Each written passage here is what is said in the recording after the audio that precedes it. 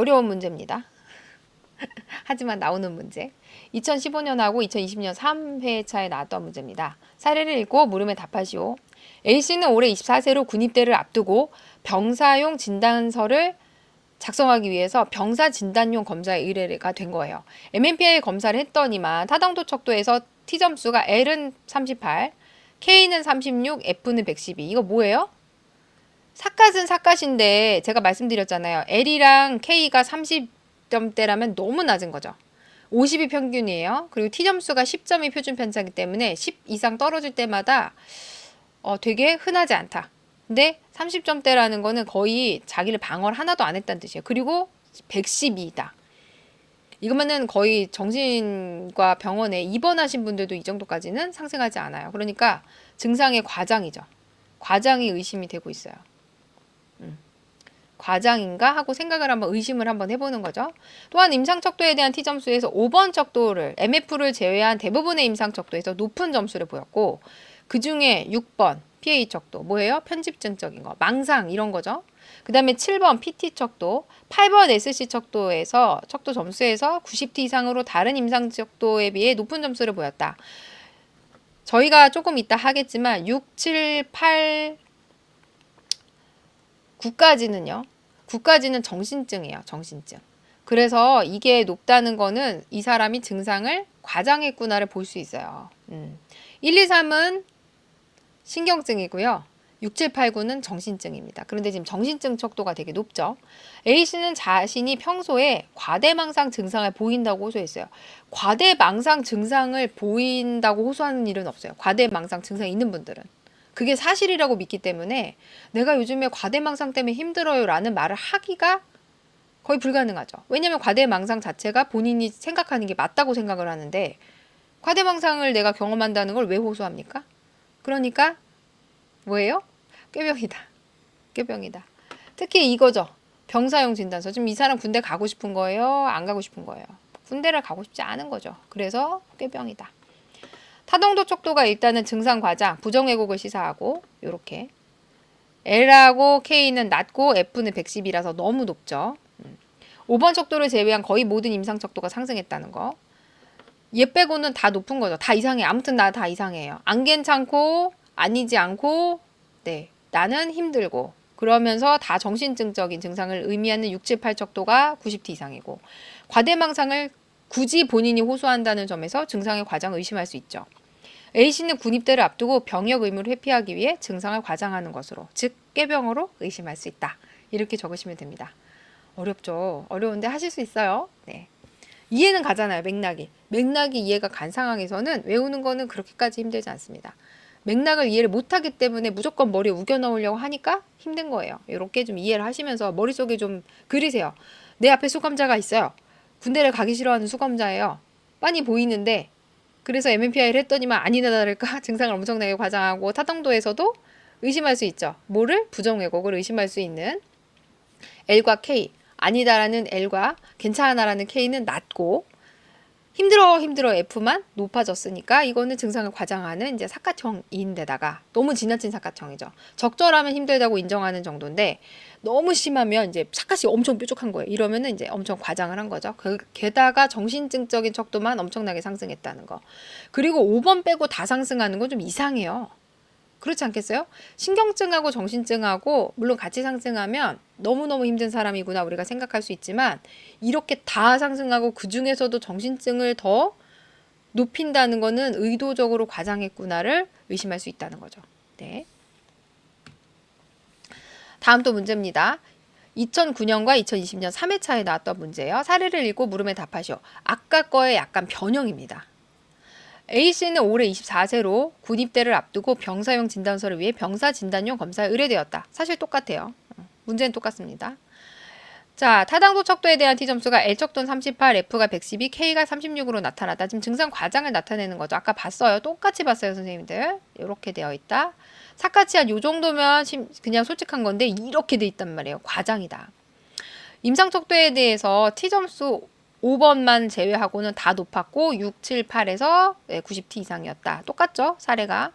A씨는 평소에 자신이 평소에 과대망상 증상을 보인다고 호소했다. 아까 이거 다 뻥이라고 했어요. 자, 그러면 이렇게 증상을 과장한다. 부정 왜곡을 할 가능성을 보이는 사람들의 유형 세 가지. 그러니까 꾀병을 나타내는 사람들은 어떤 유형의 사람들이냐를 묻는 거예요. 아까는 꾀병이냐 아니냐를 판단하는 거라면 아까 문제는 꾀병이죠. 그러면 꾀병을 나타낼 가능성이 있는 사람들은 어떤 유형의 사람들이 많냐 이걸 지금 물어보고 있는 거예요. 그러니까 두 개가 똑같은 문제인데 이게 각각 이렇게 갈라져서 나올 수도 있고요. 합쳐서 나올 수도 있습니다. 이것의 진단을 의심되는 진단명을 쓰고 그럼 꾀병이라고 적어야 되죠. 그리고 그 이유도 쓰고 그럼 이런 유형의 사람들은 도대체 어떤 사람들이냐까지 문제가 연결돼서 하나로 나올 수도 있고요. 아니면 이렇게 갈라져서 꾀병인지 판단해봐라. 이유가 뭐냐 물어보고 아니면 이런 것들을 나타내는 이렇게 꾀병을 드러내는 사람들의 유형은 어떤 거냐 이렇게 문제가 따로 나올 수도 있어요. 그거는 취재자 마음입니다. 네, 근데 같은 문제라고 사실상 보는 거죠. 자, 그럼 꾀병을 나타내는 사람들 증상 과장 똑같아요. 부정 왜곡 다 같은 말입니다. 증상 과장 그 다음에 부정 왜곡 사실상 이제 부정 왜곡이 가장 적절하죠. 아까는 이제 병사용 진단서니까 꾀병이라고 진단을 내렸지만 어쨌든 부정 왜곡이 더 가장 정확한 말입니다. 도움이 절실하게 필요하다는 걸 강하게 호소하기 위해서 이렇게 증상을 과장할 수 있어요. 꾀병으로 보일 정도로 증상을 아프지 않은 건 아니에요. 하지만 본인이 1만큼 아픈데 10만큼 아프다고 할 수 있잖아요. 도움이 절실하게 필요하다는 걸 강하게 호소하기 위해서. 첫 번째. 그러니까 아프긴 아프다는 뜻이에요. 힘들긴 힘들다. 두 번째. 심각한 심리 문제를 겪고 있는 것으로 보여서 정신 이상으로 인한 무죄 선고, 병역 기피 등의 자신에게 부과된 책임을 회피하려는 유형이 두 번째 유형이고요. 세 번째는 돈이죠. 상해보상금이나 장해배상금 수령 등 금전적 이득을 얻기 위한 유형. 이렇게 세 가지로 크게 나눌 수가 있다. 그러니까 한 번에 이해하시면 문제를 두 개를 선생님들께서 알게 되는 거죠. 이해 가시죠? 자, 다음 문제입니다. 다시 종합적으로 보는 거예요. 사례를 읽고 물음에 답하시오. 2003년도부터 나왔던 문제고 2017년 1회 이후에는 나오지 않는 문제입니다. 왜냐? 너무 어렵거든요. 어려워요. 어렵지만 할 수 있어요. 내담자는 20세 남성으로 재수해서 3월에 입학한 대학생이다. 재수를 했구나. 여기 이제 머리에 넣으세요. 재수할 때 행복해요? 힘들어요? 일단 힘들었겠다. 재수하면서 정말 힘들죠. 그거를 좀 머릿속에 넣으시고 재수를 시작한 지 한 달 만에 기분이 우울하고 머리가 아프고 가슴이 두근거리고 소화가 안 되고 불면증이 시달리게 됐다. 우울, 불안 좀 이런 거 보이죠? 매사에 짜증이 나고 이것도 우울, 불안이에요. 집중력도 낮아져서 공부도 잘 안 됐다. 지금 재수 시작한 지 결심하기도 힘들어 죽겠는데 한 달 만에 이런 게 나타났으면 이 사람이 얼마나 힘들겠어요. 그죠? 힘들어서 나타나고 이게 나타났으니까 더 힘들고 지금 악순환이죠. 그래서 공부가 안 되는 거예요. 근데 진짜 죽도록 했어요. 영혼을 갈아 넣었어요. 그래서 원하던 대학교에 입학을 했어요. 그런데도 증상이 지속이 되었다. 그러니까 이제 온 거죠. 내가 원하는 걸 성취하면 이게 없어져야 되는데 원하는 걸 성취한 이후에도 증상이 남아있다는 거예요. 그래서 힘드니까 가슴도 두근거리고 소화도 안 되고 잠도 잘 안 오고 이러니까 병원에 간 거죠. 왜 건강 이상이 생겼는가? 의심할 수 있잖아요. 병원에 갔어요.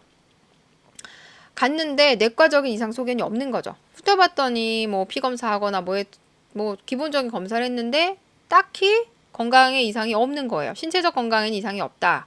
그래서 심리상담소에 오게 된 거죠. 왔더니 와서 이런 걸 했죠.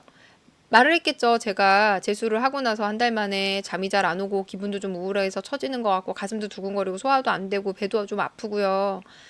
잠도 잘 못 자고 이런 얘기들을 한 거예요. 그랬더니 그걸 듣고 나서 검사를 시행한 거죠. 이제 그거에 이제 우리가 접수 면접이에요. 다 연결해서 공부하세요, 선생님들. 자, 접수 면접에서 이런 걸 들었어요. 그러면은 우리는 뭐예요? 뭘 의심할 수 있어요? 아, 우울장애인가 불안장애인가 이런 거를 한번 생각은 해볼 수 있죠. 그러니까 MMPI 한 거예요. 웨이즈도 하고 풀배터리 한 거죠. BDI도 하고 백우울적도 한 거예요, 다. 그랬더니 MMPI에서는 L은 51, K는 61이에요. 그러니까 아니야는 보통이고 괜찮아가 좀 높네요. 그죠? 그리고 F가 59예요. 이거는 좀 아프다는 건데 보시면 한 요 정도 돼 있네요. 이렇게 L이 가장 낮고 F가 그 다음이고 K가 제일 높아요. 이렇게. 네. 이렇게 대각선 이렇게 올라가는 그런 거예요. 그러니까 방어를 하고 있는 거죠. 딱 괜찮아요. 뭐 이 정도는 견딜 수 있어요 정도인데 보니까 괜찮다고 했는데 어때요? 진짜 괜찮아요? 65T 이상인 것만 한번 골라봅시다. D가 일단 73, 2번 척도 D 우울이 73이다. 그리고 지금 7번 척도 상승했네요. 그죠? PT 사이키시니아죠. 7번 척도 PT가 66으로 상승했어요. 나머지는 상승한 게 없네요. 그죠? 그리고 BDI가 23점이다. 23점이면 선생님들 중등도 우울이에요. 100 척도로만 보면. 그 다음에 K-웨이즈에서 언어성이 126이고 동작성이 93이다. 자, 이 사람이 언어성이 126이라는 건 이거랑 동작성이 어느 정도 비슷해야 돼요. 그래도 100은 넘어야지. 근데 93이죠. 그래서 전체 IQ가 114인데 지금 너무 불균형하죠?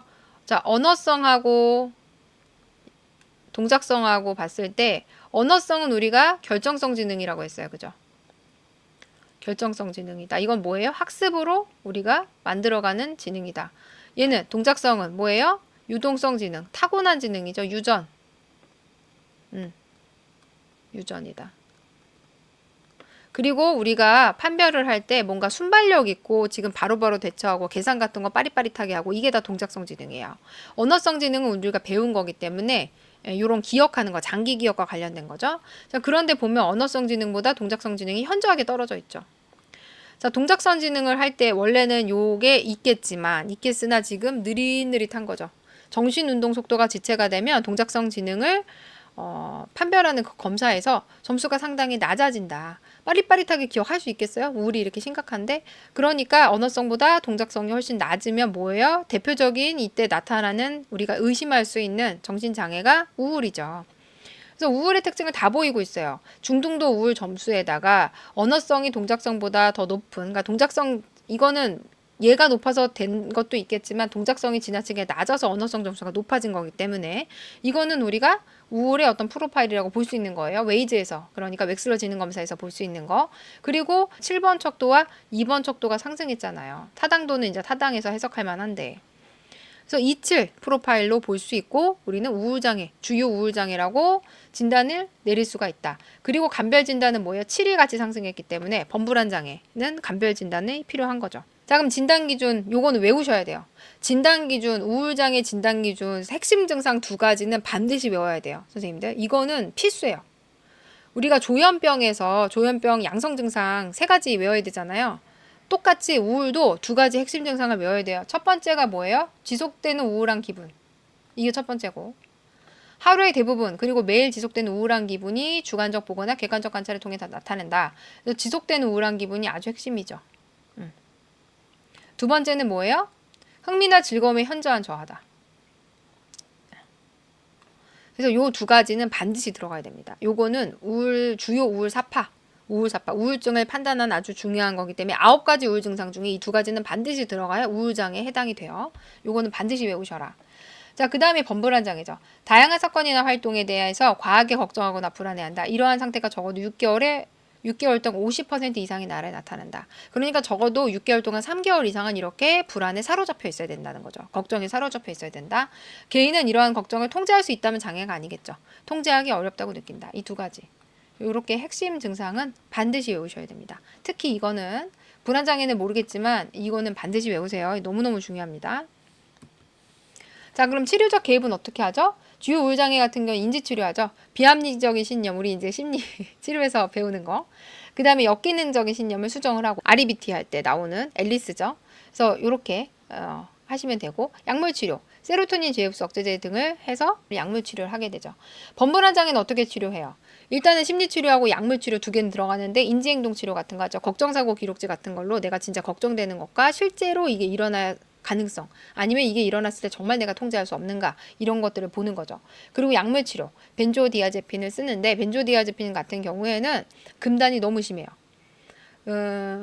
끊었을 때 바로 약효가 떨어지면 바로 증상이 나타나고 의존이 좀 많이 됩니다. 그래서 급성 불안 같은 데 좀 쓰시고 약물에 의존하는 건 별로 좋지 않아요. 자, 체크 포인트입니다. 주요 우울장애를 시사하는 게 MMPI-2에서 27 척도가 상승을 했고 BDI가 23점, 중등도 우울, 언어성이 이렇게 되는 경우는 주요 우울장애를 시사한다고 했어요. 우울장애에서 많이 보여지는 지능검사 프로파일이다. 불안장애를 감별진단하는 이유는 7번 척도가 상승했기 때문에 그렇고 요거는요. 우울뿐만이 아니라 불안장애 특성이기도 해요. 언어성이 동작성보다 높은 거는. 그래서 감별진단이 필요하다. 그래서 BDI, 백 디프레션 인벤토리는 어떻게 되느냐. 0에서 9가 정상이고요. 10에서 15가 가벼운 우울이고 16에서 25부터 이제 중등도 우울이니까 여기부터는 이제 약물 치료나 이런 것들이 고려돼야 되는 거예요. 그다음 26 이상이면 심한 우울이다. 이렇게 판단을 하게 됩니다. 쉽죠? 네. 자, 요거는 이제 필기 문제 제가 갖고 왔는데요. MMPI 2 코드상의 해석적 의미로 적절하지 않은 것은 26. 전환 증상을 보이는 경우가 많다. 전환 부위 뭐였어요? 지금 기억 안 나면은 요 정지 누르고 앞으로 가세요. 전환 부위 뭐였어요? 일일이 아프다. 그리고 파마머리에서 관심이라 그랬죠. 13. 13이에요. 13. 또는 31. 이게 전환 부위예요. 그냥 외우세요. 이거는.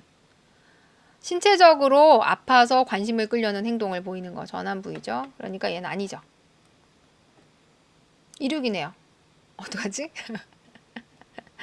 그럼 이제 다음 거 볼게요. 1, 2. 다양하고 모호한 신체적 증상에 대한 호소와 과도한 염려. 과도한 염려는 2고 모호한 신체적 증상이 1이잖아요. 맞죠? 4, 9. 행동할 가능성이 높죠? 왜? 둘 다 행동하잖아요. 4도 반사회적인 행동을 통해서 약물 중독이라든가 뭐 여러 가지 뭐 그런 권위적인 인물과의 마찰 이런 게 다 행동하죠. 9번은 이제 에너지가 넘친다고 했으니까 에너지가 넘치게 반사회적 행동을 하고 돌아다닌다. 이렇게 보이시라고 했잖아요. 그 다음에 3, 8. 3은 이제 관심 끌려는 거고 8은 이상한 거라고 했잖아요. 그러니까 본질적으로 망상적인 사고로 보일 수 있죠. 관심을 끌으려면 어떻게 해야 하는가? 왜 나는 관심을 받지 못하는가를 이상한 쪽에서 생각해낸다. 그래서 가장 적절하지 않은 거는 226이다. 226은 뭐겠어요? 그러면 226에 대해서 적절한 거는 신체 증상을 나타내고 그쵸? 모호한 호소. 그러니까 신체 증상이라는 거는 아까 말씀드렸던 13에서 관심 끄는 게 아니라 잠이 잘 안 오고 뭐 배변이 잘 안 되고 이런 것들 모호한 그런 것들 겪을 수 있고 좀 무기력하고 우울감 같은 게 겪을 수 있고 6번은 뭐예요? 의심하는 거죠. 전형적인 싹척도는 아니지만 그래도 우리가 생각해 볼 수 있어요. 화가 좀 많이 나 있고 남한테 논쟁을 벌이고 우울하고. 그런데 이제 이가 있기 때문에 그렇게 적극적으로 공격적인 행동을 보이기는 어려울 수도 있겠죠. 이가 좀 힘 빠지는 거니까. 근데 어쨌든 전환 증상은 전혀 아니다. 이렇게 이해를 하시면 됩니다. 아래의 MMPI 프로파일과 가장 관련성이 높은 진단은 볼게요. L, FK, L57, 뭐 그래도 평균선 라인이에요. 50 그 언저리니까 50 위아래니까 K가 낫네요. 아니다는 거는 괜찮은데 괜찮지 않아요. 괜찮지 않다. 안 괜찮아요네요. 괜찮지 않고 그 다음에 F는 높죠. 그러니까 아니다, 아파요, 그 다음에 안 괜찮아요. 이거네요. 그죠? 어때요? 사카형 비스무리하네요. 본인의 심리적인 어려움을 솔직하게 인정하고 도움을 요청하는 상태라고 볼 수 있어요. 그리고 이 정도로 떨어졌다는 건 뭐예요? K는 뭐를 의미한다고도 했죠? 괜찮다라는 건데 내가 이런 문제를 해결할 자신감이 있어요. 나는 그런 능력이 있는 사람이에요. 잖아요. 자아 강도다. 자아 강도가 이렇게 떨어졌다는 거는 본인이 지금 현실적으로 닥친 문제들을 해결할 능력이 없다고 생각하는 거예요. 자아 강도가 낮아졌다고 해석을 할 수가 있습니다. 자, 1번 척도는 55고 65 이상인 걸 한번 걸러볼게요. 여기서 65 이상인 걸 한번 걸러봅시다. 55, 57, 뭐 다 괜찮네요. 53 괜찮고 뭐 여기도 다 괜찮아요. 네. 6번이 높네요. 6번이 높고 그 다음에 7번이 높고요. 8번도 높네요. 6, 7, 8 이거 뭐라 그랬어요? 정신증이다. 그 다음에 9번은 54, 0번은 63. 내향적이네. 63인데 65가 아니니까 요건 해석해서 일단 뺄게요. 자, 그러면 요 프로파일이 6, 7, 8이잖아요. 6, 7, 8, 9가 뭐라고 그랬어요? 정신증적인 증상과 관련이 깊은 척도라고 말씀드렸잖아요. 그러니까 정신증적인 특성이 나타나야 되겠죠. 특히 여기서 지금 뭐가 제일 높아요? 8번이 제일 높네요. 조현병이잖아요. 이거 조현병적인 특징을 보인다는 거죠. 그러니까 뭐가 가장 관련성이 높겠어요? 이해죠? 이해 가시죠? 네. 자, 다음 MMPI 임상척도 중에서 응급적인 개입이 필요한 코드 타입을 적고 그 이유에 대해서 기술해라. 지금 계속해서 이어서 나가고 있는 건 신경증적인 척도랑 정신증적인 척도가 있어요. 신경증은 1, 2, 3이라고 했어요. 그죠? 6, 7, 8, 9는 정신증. 자, 그러면 선생님들 신경증이 더 개입이 응급하겠어요? 정신증이 더 개입이 응급하겠어요? 정신증은요, 선생님들 환각을 경험하고요. 그죠? 환청, 환시들이 보이고 그 다음에 그것을 내가 행동화까지 할 수 있어요. 9까지 높으면. 1, 2, 3은 나 아파요. 아프니까 관심 좀 가져주세요랑 우울하고 기력이 처져 있는 거예요. 물론 2번 척도가 있으면 이제 자살의 가능성이 높으니까 뭐 거기에도 응급하다고 생각하실 수도 있겠지만 보다 더 응급한 건 뭐예요? 그렇죠. 6, 7, 8, 9가 상승했을 때는 정신증적인 거기 때문에 거기가 더 응급한 거예요. 이렇게 이해를 하시라고요. 자, 그러면 여기가 7, 8, 9가 있네요. 그러니까 3번이 되겠죠. 왜 7, 8, 9죠? 정신증적인 증상을 반영하고 현실 검증력이 손상이 되어 있고 극심한 혼란감을 겪겠죠. 얘 때문에. 행동화 경향, 얘 때문에. 그래서 자신 및 타인을 해칠 가능성이 높아서 가장 응급하게 조치가 필요한 코드 타입이다. 이해 가시죠? 네. 이렇게 공부를 하시면 됩니다. 안 어려워요. 안 어려워요. 네, 다음 문제 보겠습니다. 진짜 어려운 문제예요, 이거는. 이거는 제가 봤을 때 MMPI 관련한 문제 중에서 최강으로 어렵다. 2005년도에 나왔었고요. 그 뒤로 단 한 번도 안 나왔어요. 그래서 그런가 봐요. 그래서 이게 나왔으면 정말 선생님들을 다 떨어뜨리겠다. 이런 야욕을 품고 내는 거예요. 지금 만약에 내년에 나오면 20년 만에 나오는 거잖아요. 그죠, 선생님들? 거의. 그렇기 때문에 이게 나온다면 선생님들은 정말 어마무시한 불합격을 보일 것이다. 하지만 선생님들은 붙겠죠. 네, 저랑 같이 공부하니까. MMPI 결과에서 유추되는 임상적 특징 5가지를 기술하시오. 자, 그러면 MMPI 결과를 볼 때 처음 보는 게 타당도 척도를 보셔야 돼요. 타당도 척도 보고 임상 척도에서 이제 65T 이상인 게 뭐가 있나를 이제 골라내는 게 우리 요령이죠. 자, 타당도 척도를 봤을 때 아니다도 33이에요. 그러면 아니다가 아닌 거죠. 아픈 거네요. 64. 요거는 약간 65T 비슷하니까 힘드네. K도 낮아요. 그러니까 L하고 K는 상대적으로 낮고 K가 조금 높으니까 이 정도로 할까요? 그 다음 F가 가장 높죠. 그러니까 삿갓형, 도움을 구하는 상태네요. 자신의 문제를 솔직하게 인정하고 도움을 구하는 상태로 우리가 이거는 방어했다고 보기가 어려워서 해석은 가능한 프로파일입니다. 그리고 지나치게 과장하진 않았죠. 지나치게 과장하면 100 이러잖아요. 90 이러니까 그 정도는 아니기 때문에 우리가 해석이 가능한 프로파일로 보는 거죠. 자, 그러면 임상척도에서는 어떤 것이 상승했는지 한번 보겠습니다. 2번 상승했어요. 3번 상승했어요. 4번도 상승했어요. 그다음에 어이구 7번이 94예요. 엄청 불안한 상태네 지금. 그죠? 그리고 8번도 상승했어요. 에너지는 또 낮죠. 그래서 우울이네. 우울하고 우울한데 관심도 끌고 싶은데 관심을 지금 못 끌고 있고 뭐 그래서 화가 나는지 모르겠는데 지금 화도 되게 많이 나 있고 반사회성인 특성도 보이고 있고 그 다음에 심각하게 불안하다. 심각하게 불안해요. 그리고 정신증적인 양상도 보이겠구나. 이거를 지금 머릿속에다 깔고 가셔야 돼요. 깔고 가셔라. 심리정서적 상태는 스스로 불편감을 느끼고 인정하며 도움을 원하는 상태죠. 아까 요 타당도 척도에 대한 해석이죠. 자신의 심리적 어려움을 부정하지 않고 증상을 호소하고 있고요. 자아 강도가 많이 약해져 있죠. 자아 강도가 약해진 상태다. 우울하고 불안하고 걱정이 많고 긴장을 많이 한다. 우울하고 불안하고 걱정이 많고 긴장을 많이 하는 상태죠. 행동적인 상태. 주의 집중이 곤란하죠. 8번 때문에. 많이 긴장되고 예민하면 안절부절하고 결정을 내리기 어렵죠. 왜? 2번 때문에. 타인에게 쉽게 의지하죠. 누가 날 도와줬으면 좋겠고 이런 어려운 상황을 나 대신 해결해줬으면 좋겠고 이런 상태입니다. 사고적 상태는 어떠냐면 사고장애를 지금 보이고 있어요. 8번이 이렇게 상승했기 때문에. 내성적이고 과잉사고형이다. 그쵸? 누군가한테 지금 말할 수 없어요.